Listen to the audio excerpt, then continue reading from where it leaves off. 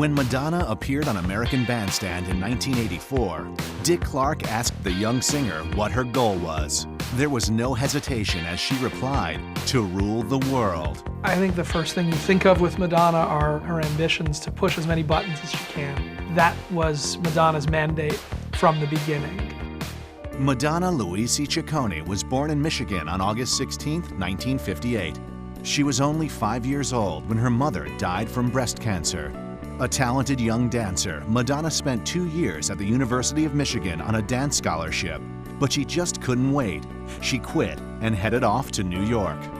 After a few years of struggling, Madonna's 1983 self-titled debut album launched 3 top 10 singles.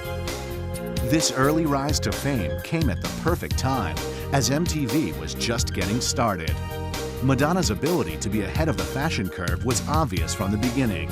She never followed the trends, she created them. In 1984, girls everywhere were sporting the Madonna look, with badly dyed blonde hair and thrift shop clothes. By 1985, there wasn't a bigger female star in the world, while Desperately Seeking Susan wasn't a box office smash. Like a Virgin had topped the charts and sold 5 million copies. And A Volatile Marriage to hot-headed movie star Sean Penn received plenty of attention. Though radio hits kept coming, her ambitions to conquer the box office fell short, as Shanghai Surprise and Who's That Girl were panned by critics and ignored by fans. However groundbreaking, envelope-pushing videos continued, and so did her complete domination of 80s pop. In 1989, Madonna divorced Sean Penn, but was still making plenty of waves all by herself. Her video for Like a Prayer proved to be too hot for Pepsi, who canceled their $5 million commercial deal with the star. When people think of Madonna, they certainly think of great music, but I think they also think of controversy. As the 80s gave way to the 90s, Madonna was hotter than ever. She began dating notorious lady killer Warren Beatty, her co-star in Dick Tracy, and she topped the charts with Vogue, which sold 2 million copies.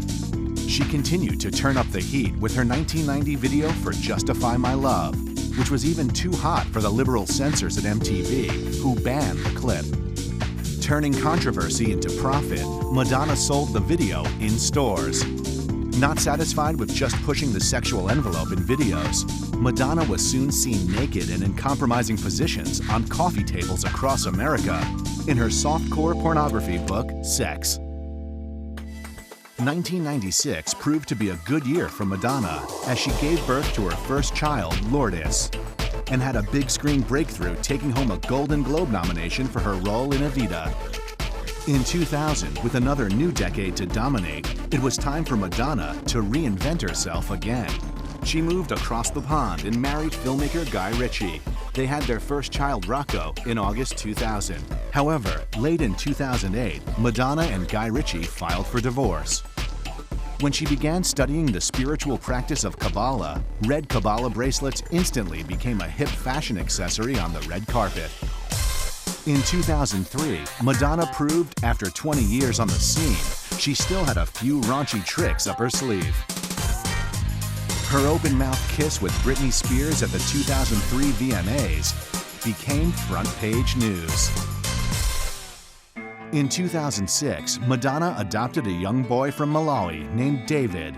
She went on to produce a documentary in 2008 called I Am Because We Are, about orphan children in Malawi who lost their parents to AIDS. I think that the legacy that she leaves is this sense of music just as a mode of provocation, as a mode of stirring people up, getting a reaction, getting them to notice you and talk about you. I think Madonna, is pretty much determined, to stay out there, to stay relevant, to make the music she wants to make, do the things she wants to do, and in that regard, she's no different than she was, 25 years ago.